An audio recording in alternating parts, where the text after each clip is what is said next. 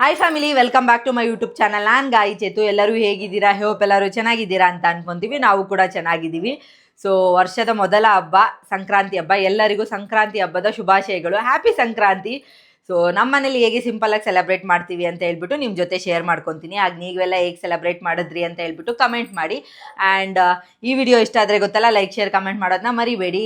ನನ್ನ ಚಾನಲ್ನ ಯಾರು ಇನ್ನೂ ಸಬ್ಸ್ಕ್ರೈಬ್ ಆಗದೆ ನೋಡ್ತಾ ಇದ್ದೀರಾ, ಪ್ಲೀಸ್ ಸಬ್ಸ್ಕ್ರೈಬ್ ಆಗಿ ಆ್ಯಂಡ್ ಪಕ್ಕದಲ್ಲೇ ಕಾಣೋ ಬೆಲ್ಲೈಕನ್ನ ಕ್ಲಿಕ್ ಮಾಡಿ. ಸೊ ನಿಮ್ಮ ಸಪೋರ್ಟ್ ಹೀಗೆ ಇರಲಿ. Thank you. ಫಸ್ಟು ಹಬ್ಬ ಅಂದರೆ ನಾನು ಮಾಡೋ ಕೆಲಸ ರಂಗೋಲಿ ಹಾಕೋದು. ಮನೆ ಮುಂದೆ ನೈಟ್ ಡೇ ರಂಗೋಲಿ ಎಲ್ಲ ಹಾಕಿದ್ದೆ. ಹೇಗೆ ಕಾಣಿಸ್ತಿದೆ ಅಂತ ಹೇಳ್ಬಿಟ್ಟು ಕಮೆಂಟ್ ಮಾಡಿ. ಆಲ್ಮೋಸ್ಟ್ ಒಂದು 2 ಅವರ್ಸ್ ಹಿಡೀತು ಈ ರಂಗೋಲಿ ಹಾಕೋಕ್ಕೆ. ನನಗಂತೂ ಸಿಕ್ಕಾಪಟ್ಟೆ ಇಷ್ಟ ರಂಗೋಲಿ ಎಲ್ಲ ಹಾಕೋಕ್ಕೆ. ಮತ್ತು ಮಾರ್ನಿಂಗ್ ಫ್ರೆಶ್ ಅಪ್ ಆಗಿ ಇವಾಗ ದೇವ್ರಿಗೆ ಇಡೋಕ್ಕೆ ಅಂತ ಹೇಳ್ಬಿಟ್ಟು ಇಲ್ಲಿ ಕಡಲೆಕಾಯಿ, ಅವರೆಕಾಯಿ, ಗೆಣಸು ಎಲ್ಲನೂ ಬೇಯಿಸ್ತಾ ಇದ್ದೀನಿ. ಅಡುಗೆ ಎಲ್ಲ ಏನೋ ಸಿಂಪಲಾಗೇ ಇದ್ದಿದ್ದು. ಪೊಂಗಲ್ನ ಮತ್ತೆ ಮಾಡಿದ್ರು. ಸೊ ಹಾಗಾಗಿ ನಾನೇನು ಮನೇಲಿ ಅಡುಗೆ ಎಲ್ಲ ಮಾಡಿಲ್ಲ. ಸೊ ಇದೆಲ್ಲ ಬೇಯಿಸ್ಕೊಂಬಿಡೋಣ, ಪೂಜೆಗೆಲ್ಲ ಇಡಬೇಕಲ್ಲ ಅಂತ ಹೇಳ್ಬಿಟ್ಟು ಫಸ್ಟು ಈ ಕೆಲಸ ಮಾಡಿ ಅದನ್ನು ಇಟ್ಬಿಟ್ಟು ಪೂಜೆಗೆಲ್ಲ ರೆಡಿ ಮಾಡ್ಕೊಳ್ಳೋಣ ಅಂತ ಹೇಳಿಬಿಟ್ಟು ಹೋಗಿದ್ದೆ. ಆಲ್ಮೋಸ್ಟ್ ಎಲ್ಲನೂ ಕ್ಲೀನ್ ಮಾಡಿ ಇಟ್ಟಿದ್ದೆ. ಇನ್ನೇನು ಅದಕ್ಕೆ ಹೂವೆಲ್ಲ ಹಾಕ್ಬಿಟ್ಟು ರೆಡಿ ಮಾಡಬೇಕಾಗಿತ್ತು. ಆ ಕೆಲಸ ಮಾಡ್ಕೊತಾ ಇದ್ದೆ. ಅದಾದಮೇಲೆ ಬುಜ್ಜಿ ಬೇಬಿಗೆ, ಚಿರುಗೆ ಎಲ್ಲ ನಮ್ಮ ಹಸ್ಬೆಂಡೇ ಸ್ನಾನ ಎಲ್ಲ ಮಾಡಿಸಿ ಅವ್ರು ರೆಡಿ ಮಾಡ್ತಾಯಿದ್ರು. ಒಂದು ಕಡೆ ನಾನು ಪಾಡಿಗೆ ನಾನು ಕೆಲಸ ಮಾಡ್ಕೊತಾ ಇದ್ದೆ. ಹಬ್ಬ ಅಂದರೆ ಫುಲ್ ಗಡಿ ಬಿಡಿ. ಬೆಳಗ್ಗೆ ಇದ್ದರೆ ಏನು ಮಾಡೋದು ಏನು ಬಿಡೋದು ಅನ್ನೋದೇ ಗೊತ್ತಾಗಲ್ಲ. ಹಾಗಾಗಿ ಆ್ಯಂಡ್ ತುಂಬ ಜನ ಕಳ್ಸಕ್ಕೆ ಎಲೆ ಇಡಲ್ವಾ ಅಂತ ಕೇಳ್ತಾ ಇದ್ರು. ಇಡ್ತೀನಿ, ಬಟ್ ನಿಮಗೆ ಕಾಣಿಸಲ್ಲ ಅನ್ಸುತ್ತೆ ನೋಡಿ.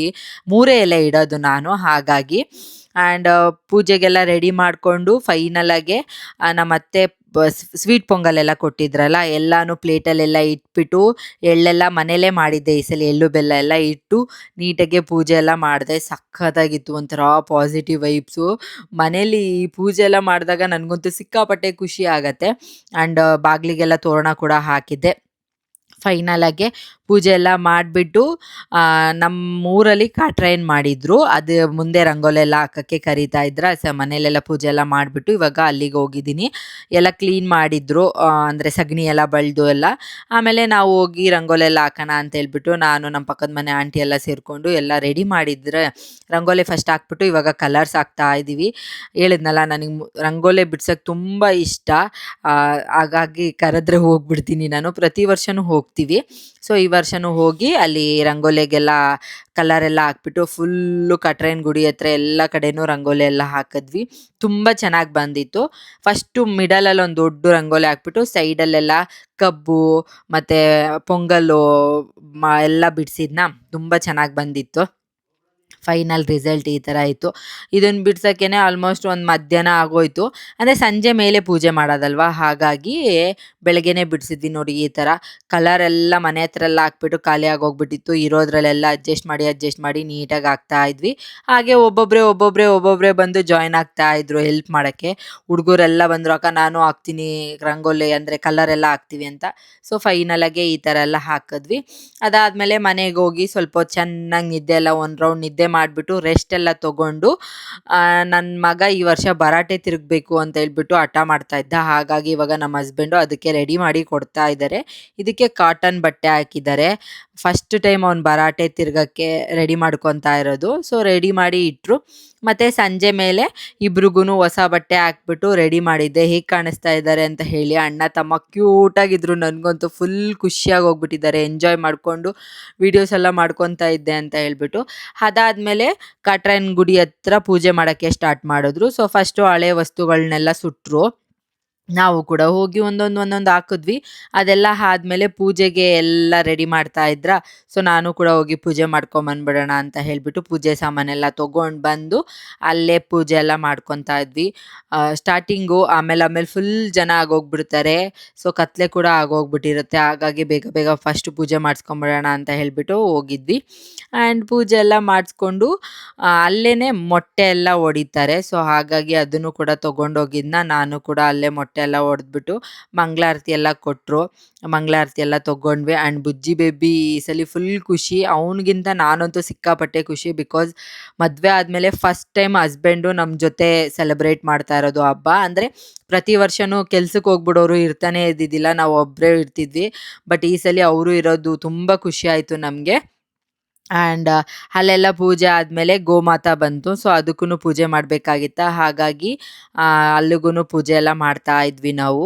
ಹಸುಗೆ ಪೂಜೆ ಎಲ್ಲ ಮಾಡಿಬಿಟ್ಟು ಅದಕ್ಕೆ ತಾಂಬೂಲ ಏನಾದರೂ ಕೊಡೋದಿದ್ರೆ ಕೊಡ್ಬೋದು. ಸೊ ಒಬ್ಬೊಬ್ಬರು ಒಂದೊಂದು ಥರ ಮಾಡ್ತಾರೆ. ಆ್ಯಂಡ್ ನಿಮ್ಮ ಕಡೆ ಎಲ್ಲ ಹೇಗೆ ಹಬ್ಬ ಮಾಡ್ತೀರಾ ಅಂತ ಹೇಳಿ. ನಾನು ಮದುವೆ ಆಗಿ ಬಂದಾಗಲಿಂದ ಇದೇ ಥರನೇ ಈ ಊರಲ್ಲಿ ಸೆಲೆಬ್ರೇಟ್ ಮಾಡೋದು. ಮದುವೆಗಿಂತ ಮುಂಚೆ ಎಲ್ಲ ನಾರ್ಮಲ್ ಮನೇಲಿ ಎಲ್ಲ ಬೇಯಿಸೋದು, ತಿನ್ನೋದು, ಪೂಜೆ ಮಾಡೋದು ಅಷ್ಟೇ.